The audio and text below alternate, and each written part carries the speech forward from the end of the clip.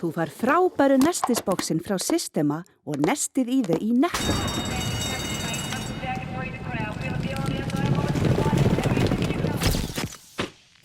Netto, kræsingar og kosta kjör.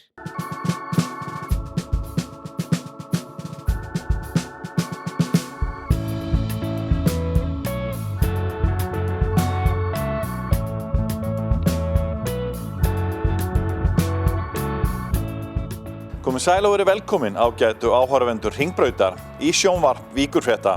Þetta þátturinn Suðurnesja Magasín. Við komum alla jafna víða við í fjölbreyttu mannlífi á Suðurnesjum. Á því engin undantekning að þessu sinni. Í þættunum tökum við hús á menningarverðlaunahafa Reykjanesbæjar, Arnóru B. Vilbergssyni, en hann hefur verið ábyrgandi í tónlistarlífinu hér suður með sjó, stýrir nokkrum kórum og hefur stjórnað tónlistarverkefnum. Þetta var skemmtilegt, bara ég get ekki sagt þannig að fá klapp á bakið. Það bara manni hlýnar hjartaræturnar. Við skoðum nýja matvöruverslun í Garðinum, Kjörbúðin, góðan dag.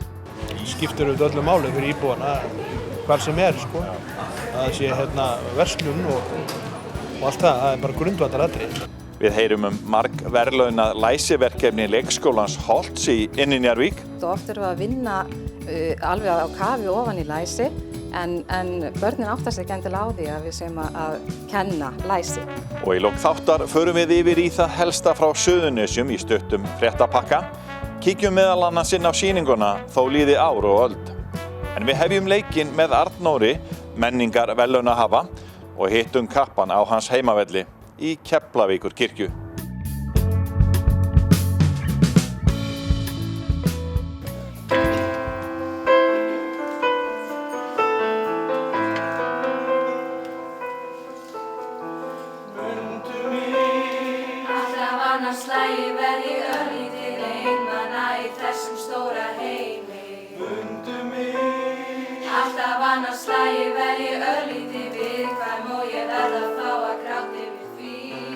Jæja Arnór, til hamingju með menningarverðlaun Reykjanesbæjar. Þetta eru Óskarsverðlaunin í þessum flokki. Hvernig tilfinningin? Þetta bara dásamlegt. Þetta var skemmtilegt, bara ég get ekki sagt þannig að fá klapp á bakið. Það bara manni hlýnar hjartaræturnar. Og alla stundirna sem þú ert búin að eyða í þetta, bæði í vinnunniðinni og líka fyrir utan vinnuna sem ég veit þú gerir, þú veist, maður hugsa, já, þetta var þess virði. Sko, ég sem betur fer vinn við það sem ég hef alveg gríðarlega ástríðu fyrir. Þannig að maður einhvern veginn alltaf svolítið vakinn og sofinn yfir þessu og ef maður ekki í vinnunni þá á maður að hugsa hana, útsetja eða pæla í einhverjum kórum eða pæla í einhverjum verkefnum, þannig að alltaf mikið að gera. Það einhvern veginn og það svo gaman að skapa. Þú veist, það alltaf gaman að búa til og þannig verður þessi blessaða menning til þegar einhver skapar eitthvað og býr til og einhver nennir að koma að horfa á eða hlusta á. Það nú bara það sem En ef ég myndi spyrja í svona, getur þú sagt okkur í fáum orðum? Hver eru þín verkefni daginn út og daginn? Sko ég mæti alltaf í vinnuna 8-9 leitið þegar ég er búinn að fara út að hlaupa með hundinn, eða þegar hundurinn er búinn að fara út að hlaupa með mig. og til svona 3-4 hérna og þá er ég hérna í Keflavíkurkirkju og þá er ég bara að í ýmsum verkefnum. Ég náttúrulega sitt gjarnan hérna við hljóðfærið og æfa Bach og eitthvað svona dóttir í. Undirbý mig fyrir messurnar, er í samskipti við kórana mína. Hér erum við með 3 kóra sem æfa hérna í kirkjunni. Náttúrulega kór Keflavíkurkirkju sem er kirkjan á eiginlega, má segja það. Eldi æfir hérna, kór eldri borgara sem ég er með líka. Vox Felix, unga fólkið í honum. Ég þurfa að passa mig að segja ekki barnakórinn því þau náttúrulega þetta orðið fólk sem á börn sem eru fermd Þannig að þetta er svona það sem að gerist hér og það skiptir líka gríðlegu máli að við hittumst hérna starfsfólkið á morgnana og erum hérna saman allan daginn og það verður til maður er alltaf að sitja meiri krydd í pottinn og það verður að sitja alls konar dót í pottinn og það verður til bara veisla fyrir vikið. Einhver verkefni sem við förum á fullt í og höfum ástríðu fyrir öll. Þannig að kórarnir eru gríðarlega sterkir hérna sem að tengjast kirkjunni en beint og óbeint. Algjörlega og ég svona aðeins verið að ég held að þetta séu svona 150 manns sem að ég er með í öllum þessum 3 kórum. Vox Felix sem er samstarfsverkefni allra kirkja hérna á Suðurnesjum sem er bara algjörlega frábært batteri, 7 sóknir á Suðurnesjum standa að þessu. Hann er orðinn þau eru rétt tæplega 30 í þessum hóp. ég held ég sem 8 eða 9 stráka í þessum hóp sem þú veist, mér finnst bara, maður svo stoltur af því að þau nenni að vera með manni í þessu dóti. Þá hlýtur þetta að vera skemmtilegt og maður hlýtur að vera að gera eitthvað gott.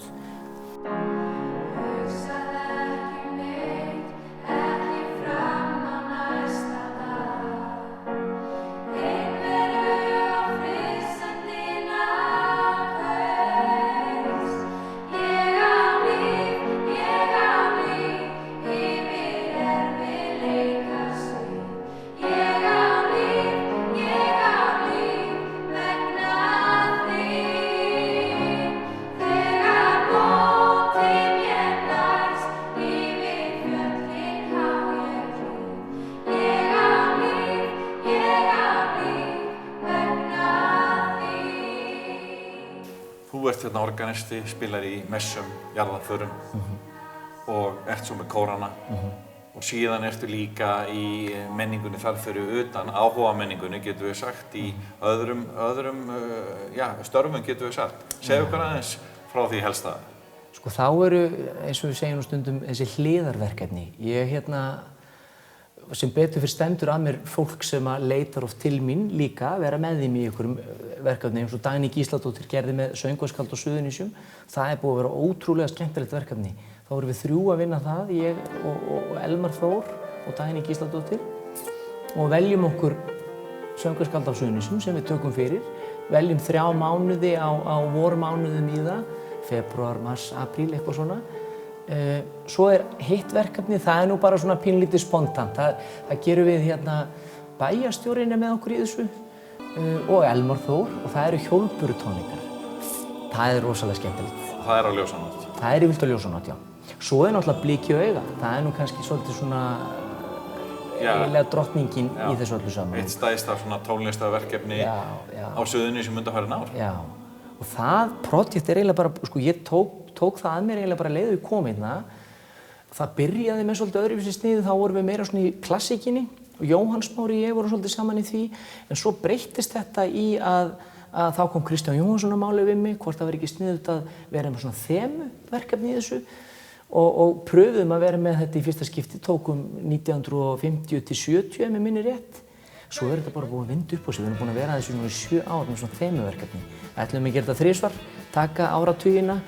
Svo náttúrulega Keflavík og Kantor búið og hvað er þetta, Gæruglimur og Gaddavir og bara lög unga fólksins. Þetta er ótrúlega skemmtilegt og það er ótrúlega gaman að búa til eitthvað svona við reynum alveg í fremri lengstu lög að nota fólk alveg héðan á svæðinu, en núna 3 síðustu ári erum við búin að sækja í bæinn og flytja inn, hvað ég maður segja, þessar stóru stjörnur. Bara, já, þú veist, bara, en við spilararnir eru allir flestir héðan á svæðinu og við náttúrulega sem gerum allt í kringum þetta. Þetta er líka bara til þess að fá annan vinkil á þetta. Við að kynnast þeim, þau að kynnast okkur og þau líka bara kynnast því og sjá að við getum þetta alveg hérna suður með sjó, við erum með svona stóra sýningar annars og við getum í Reykjavík. Við erum mjög stoltir af þessu. Ég kann sterka fætur á því og ekkert við ég og ekkert við ég. Öskar að kemur til mín. Yes, sir!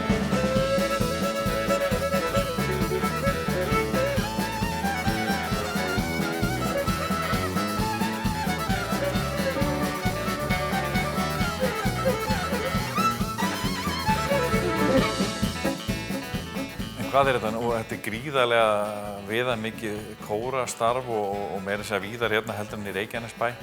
Ef við erum að tala hann núna sem eins og oft talað Vítla bæinn, mikil pop-menningarsaga hérna, en hún næri alveg út í kóra og þetta var alla tíð verið svona. Þetta bara einhvern veginn tónlist gríðarlega stór í Reykjanesbæ, Keflavík, Njarðvík og nágrenni. Þetta eins og, sko, ég sé þetta svo, nú var ég að spila mikið því ég var fyrir norðan og lærði þar, í Akureyrarkirkju og þar, þá útfarir þar eru allt öðruvísi en útfarir hér. Hér er beðið Rúna Júl og Bjöggi Villi, voða mikið, auðvitað er þetta líka þar, en það er svolítið meira þetta hérna að fólk er að biðja Heyri minna bæn með Elli í forspil. Þar er þetta svolítið meira Ave Maríur og þessi klassík, vissulega líka hér, en punkturinn er bara, þú veist, það er svolítið meira þetta hér. og kirkjan sem betur fer opin fyrir svo lengi sem við gerum þetta af fagmennsku, smekklega og af virðingu að þá verður músíkin alltaf ofsalega hátíðleg sem við gerum hérna. Við höfum verið náttúrulega með þessar messur, þessar Jesus Christ Superstar messu sem náttúrulega vakti gríðarlega lukku, U2 messu þar á undan og þarna liðir alveg að fíla þetta sko. Og núna stendur fyrir nútlega að vera með Queen-messu á vormánuðum í tilefni Lútersársins. Jónsi í svörtum fötum ætlar að koma og syngja með okkur. Hann mjög spenntur, bara bíður á hliðarlínunni. Davíð Þór Jónsson að semja textana fyrir okkur. Allt tekið úr fjallræðu Jesú Krists og sett í Queen-lögin. Þannig að þetta verður allt á íslensku, búið til svona heilstæft verk úr því. Ég bara forvitin auðvitað þegar þetta kemur út. Ég hlakka mikið til. Hitti ég Krist, þennan rómaða Krist, kenndu okkur trixin þín, breyttu þessu vatni í vín. En segðu okkur aðeins frá þinni menntun og eins og segir þú, við Suðurnesjamenn, við teljum okkur eiga því þó að það verið fyrstu árin hann í Reykjavík en hvenær fórstu til Akureyrar? Ártöl og minni og eitthvað svona. Ég er 24 ára eitthvað svoleiðis því ég flytt þangað. Kem tilbaka, árið 2000. Ég man alltaf eftir hérna, ég sá í Brekkunni þegar árið fóru 1999-2000 þarna í heiðinni.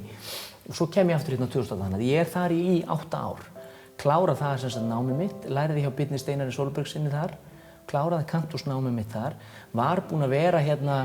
Ég var náttúrulega svolítið lengi að læra. Ég er náttúrulega ungur, komið með fjölskyldu og var í 3 vinnum með því, þannig að þetta tók mig pínlítið tíma. En svo sem betur fyrir sparkaði Björn Steinar í mig, æ, Árni minn, er ekki komið tími til þess að vera með tónleikana hérna. Og þá fórum við bara að vinna í því, þannig að 2006-07 er ég á fullu í því og er með tónleikana minni upp úr því. Og sem betur fyrir sparkaði hann pent í mig, en þó sparkaði í mig. En þegar þú varst yngri, ætlaðir að fara þessa leið? Nei, ég vissi ekkert hvað kirkjuorgel var og ég vissi ekki að það þyrfti að spila með löppunum og auðvitað vissi maður að orgel var eins og orgel, ég hafði náttúrulega verið á Hammondi. Ég byrjaði 10 ára að læra hjá henni Ragnheiði Skúladóttur á píanó. Tónlistarskólanum í Keflavík, já. Og hætti þar eitthvað 16 ára því þá fannst mér rosalega cool að vera bara í hljómsveit og hafði ekki alveg tíma fyrir þetta. Svo fór ég að heyra svona marga sem kom með tímann og sagði, þú hættur í tónlistarskólanum. Ef það eitthvað sem sé eftir í lífinu, þá það að hafa hætt í tónlistarskólanum. Og ég svona ég hef ekki verið bara 17 ára, 18 ára, þetta bara árið seinna eitthvað. Þá fyrir ég myndi að velta þessu fyrir mig, ég er ekki bara sniðugt að fara að læra á orgel, því ég var að spila orgel í hljómsveit, var að spila á Hammond, eins og John Lord gerði, Fer hérna í tónlistarskólann og fæ grænt ljós á það, fara að læra á orgel. Það Steinar Guðmundsson að kenna orgel og á smá samtal við hann og hann spyr mig hvort ég vil ekki bara koma út í Ytri Njarðvíkurkirkju, þar hann organisti og kenna mig bara þar. Jú, það svo allt í lagi. Ég fer þangað náttúrulega, alveg blautur á bak við eyrun og hérna kem inn í kirkju og þá hann að spila eitthvað og ég lappirnar hreyf og hvað maðurinn að gera? Svo var bara ekki aftur snúið, svo settist ég við og pröfaði og mér fannst þetta æði. Enda þetta bara heill heimur að vera með svona drottningar í höndunum. Þessi drottning náttúrulega fær bráðum endurbætur og bráðum blásum við nýju lífi í hana. Við ætlum að nota það góða úr henni, við ætlum að losa okkur við það slæma. Þannig að við erum að tala orgelsjóð Keflavíkurkirkju, það vel að vinna í tíma. Já, og þetta það málið sem betur fer að lenda bara þannig að við getum farið að vinna ötulega að þessu. Við erum komið með hugmyndi í kollinn og sem allir eru bara orðnir sáttir á. Vonandi bráðlega verður það bara opinberað hvernig við ætlum að gera þetta. En meiningin alltaf að nota það sem gott í þessu hljóðfæri og þar leðandi erum við náttúrulega að spara okkur mikinn pening. Kostar mikla peninga að vera með að kaupa nýtt orgel, kirkjuorgel. Það kostar 50 milljónir að kaupa nýtt orgel hérna. Og það bara náttúrulega, ég lifi það ekkert En við sjáum fram á það kannski, menn að horfa á 5-6 ár, ég vill horfa á 3 ár, 2 ár kannski. Ég mjög bjartsýnn maður, það bara enda held ég þetta, ég held að bæjarbúar vilji þetta. Þetta alveg orðið pínlítið svona, það eru nótur að festast inni.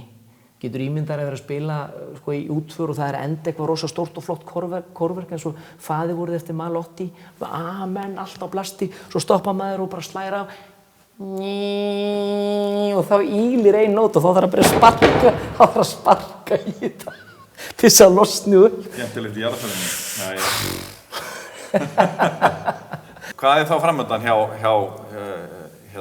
menningarverðlaunahafanum og organistanum og kórstjórunum?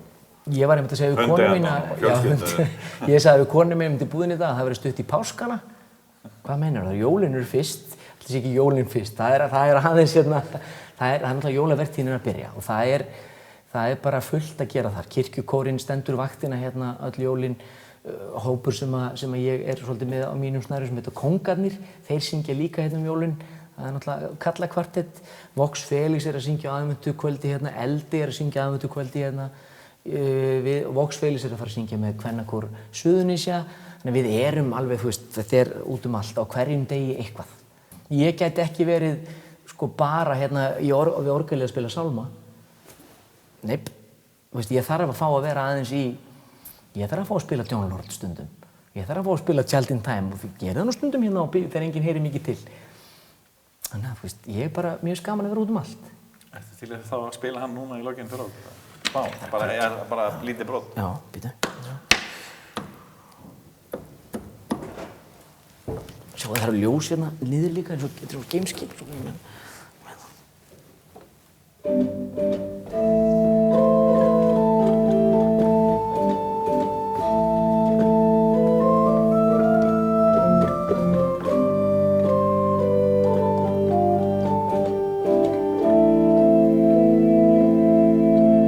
Það þarf ekki að taka öskrið.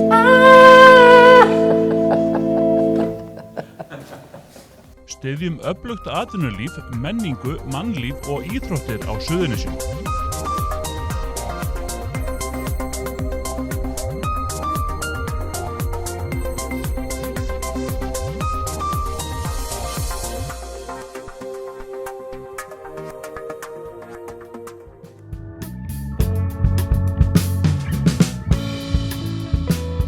Leikskólinn Holt í Reykjanesbæ hlaut á dögunum verðlaun frá Evrópusambandinu fyrir verkefnið Lesum heiminn. Verðlaunin voru veitt á fjölmenni verðlaunahátíð í Aþenu og tók Sigurbjörg Kristjánsdóttir deildarstjóri á Holti við þeim. Verðlaunin hlaut Holt fyrir læsisverkefni þar sem unnið var með söguna Greppikló. Saga var notuð til að vinna ólíkum viðfangsefnum þar sem læsi í víðum skilningi og lýðræði voru tengt saman. Verkefni var unnið í nánu samstarfi við skóla á Spáni, í Póllandi, Frakklandi og Slóveníu. Nú fenguð þið nýlega verðlaun frá Evrópusambandinu fyrir verkefni Lesum heiminn. Hvað var það við verkefni sem vakti athygli? Það sem vakti athygli var þessi óhefðbundna leið sem við erum að fara til þess að kenna læsi. Og við erum að nýta okkur áhuga barnanna og skoða heiminn á margan hátt og oft erum við að vinna alveg á kafi ofan í læsi en börnin áttar sig ekki endilega á því að við séum að kenna læsi. En þetta eru undirstöðu atriði fyrir læsi og það sem skiptir svo miklu máli fyrir ung börn alveg frá því að þau byrja á máltökuskeiði að það er að ýta undir málörfun og hugtakaskilning og spjalla við þau, vera duglega að spjalla við þau, endalaust að spjalla. Alltaf að hafa orð á öllum hlutum sem við erum að tala í umhverfinu. Og það er það sem vakti áhuga Evrópu á þessu verkefni. Og verkefni er hluti af stærra átaki í Reykjanesbæ, Garði og Sandgerði, ekki satt? Jú, leik- og grunnskólar í Reykjanesbæ, Garði og Sandgerði, þeir saminuðust framtíðarsýn, þar sem við erum að leggja áherslu á læsi og stærðfræði og þetta er okkar þáttur í því verkefni í rauninni. Á þennan hátt viljum við vinna með læsi með ungum börnum í gegnum leikinn. Allir hafi gaman og gleða því sem þeir eru að vinna, en við erum að koma inn mörgum þáttum sem skipta máli í undirbúningi fyrir lengra læsisnám. Og þið eru að halda áfram að sömu braut, eða ekki? Jú, við erum að vinna á sama hátt og núna erum við að vinna með bók sem heitir Græni kötturinn og sem við erum að kafa ofan í og höfundubókarinnar er okkar leikskólakennari hér, heitir Anna Sofía og er afar áhugaverð bók sem er gaman að vinna með ungum börnum. Það felst í því að börnin fá að upplifa heiminn með ýmsum hætti og í rauninni að upplifa læsi í sínu víðustu mynd, að upplifa læsi sem umhverfislæsi, stafrænt læsi, félagslegt og þeir fengu að upplifa það með ýmsum svona hætti, mikið svona stafrænt. Það var mikið farið út og leitað, tengslu við Greppikló, að leita að dýrum og umhverfið var mikið notað. Við gerðum ýmis verkefni í tengslu við verkefni, þetta verkefni, en aðal var að þau myndu kynnast líka öðrum þjóðum, hvernig aðrir að gera hlutina og að kynnast að hvetja þau til bæði að lesa og lesa umhverfið sitt, vera sterkar í sínu umhverfi og vera skapandi, að þeirra hugmyndir fengi að njóta sín og sjá svona hvernig þau myndu leiða verkefnið. Ekki það að ég eða einhver annar ætti að stýra verkefninu, heldur hugmyndin var komin og þau myndu síðan leiða það áfram. Þannig, þetta var svona hugmyndin með þessu verkefni og náttúrulega njóta þessar frábæra bókar, Greppiklóar og allt það sem hún hefur upp á að bjóða. Þannig að lýðræði hefur skipað stóran sess? Mjög mikinn og bara þau fengu að ráða og að þeirra hugmyndir allir fengu að segja sitt og ef þau voru ekki sammála þá var bara kosið það. Þannig að þetta var bara lýðræðisleg kosning oft en oft gekk þetta bara ofsalega smurt og svo leiddu þau bara áfram. Hvað var eftir að gera næst og þau sáu bara, getur séð að þau sjá heiminn bara svo stundum öðruvísi við og það er svo gott. Og hvernig þau lesa heiminn, hvernig við lesum heiminn stundum líkt og stundum svo gjörólíkt og maður hefur ofsalega gott af því að sjá það með þeirra augum. Alþjóðlega samstarfi tók á sig ýmsar myndir og einn liður í því var að búa til líkamsparta af Greppikló. Og þá vorum við að við líka viljum nýta umhverfið okkar og fara vel með umhverfið og notum rosalega mikið efni við, alls konar efni við. Og þau, hvert land og börnin í hverju landi átt að búa til sína Greppikló. Það voru hendur og fætur og höfuð og búkur og við gerðum það. Síðan áttum við að senda. Höfuðið fór til Slóveníu, hendurnar til Frakklands, fætur til þangað og halinn auðvitað líka og allt þetta. Og svo var þessu safnað saman og við fengum þessa parta tilbaka frá hinum þessum löndum. Settum svo Greppikló saman og það var geggjað. Bara úr alls konar efni við og hugmyndum og svona. Og svo hékk hún hér á vegg alveg heillengi, Greppiklóan. Það var frábært.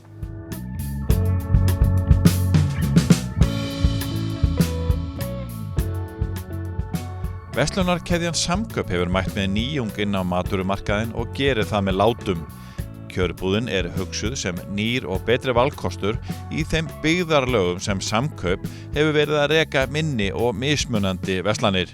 Og þetta er svona okkar svar við kröfum fólks í þeim byggðarlögum þar sem við erum að versla. Að koma til mótsöða með lægra vöruverði og meira vöruvali.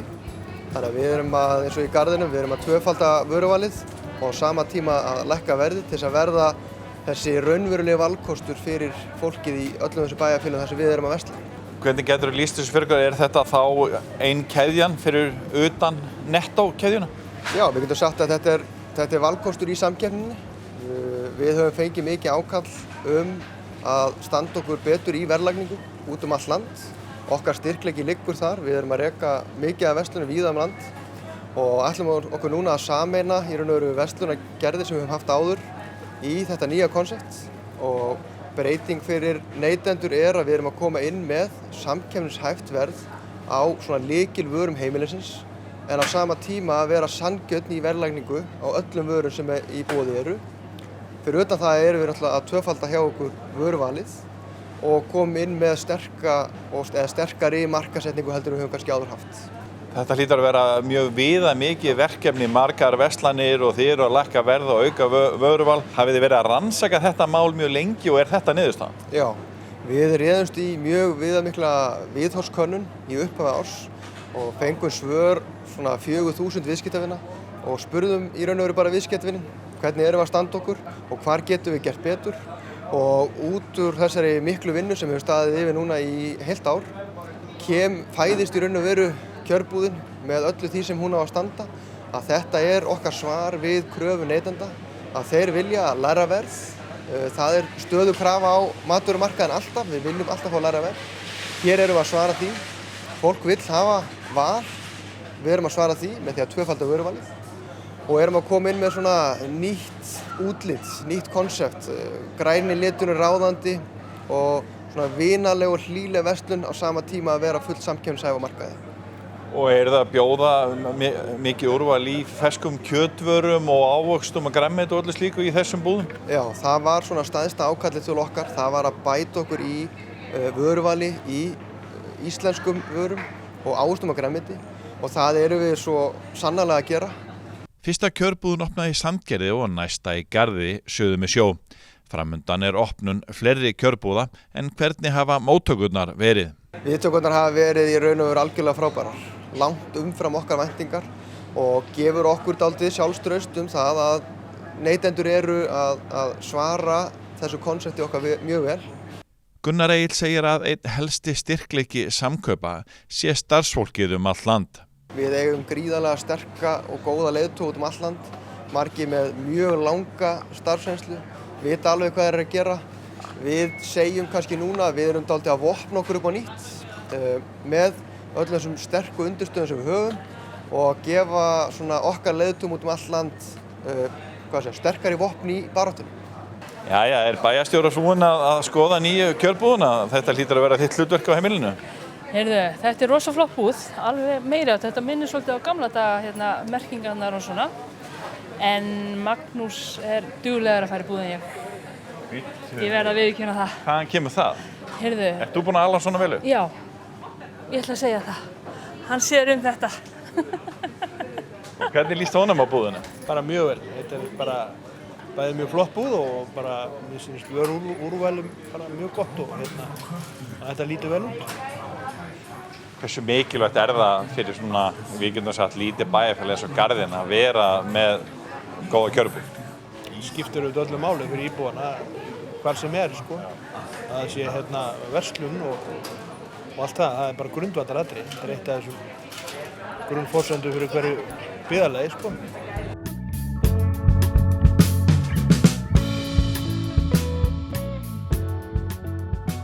Stærsta flugvél heims, Mría eða Draumurinn, kom til Keflavíkurflugvallar á leið sinni vestur haf nýlega. Vélin tók aðflug yfir Njarðvík og lenti svo örugglega á breiðri brautinni. Eftir að hafa tekið eldsneyti var tekið á loft að nýju með næsta viðkomustað í Kanada en áfangastaður vélarinnar var til Chile.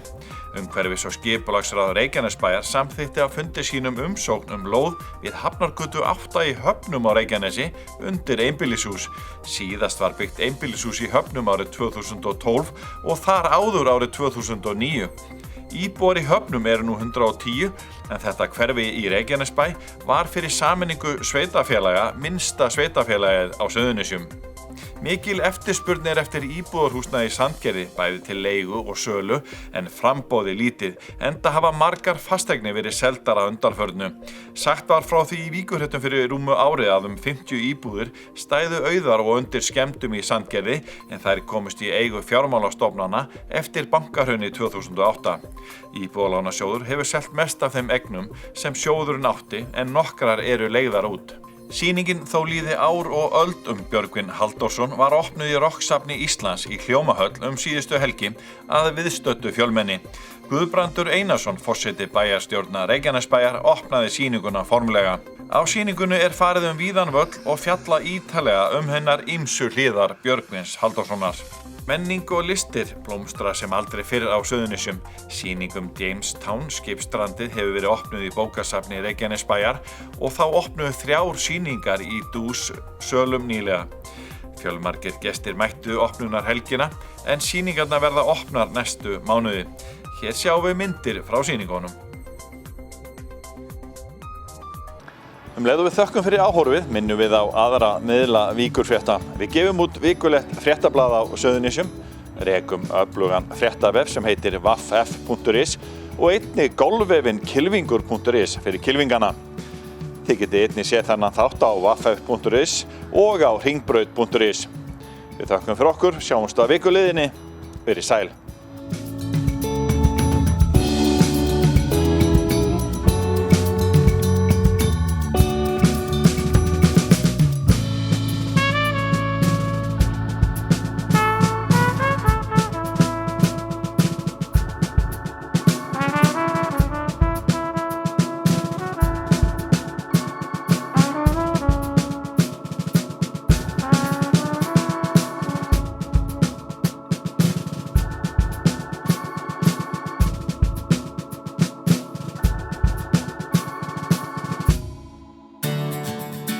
Bókaðu bílinn þinn á bílahótel og láttu degra við hana meðan þú ferðast.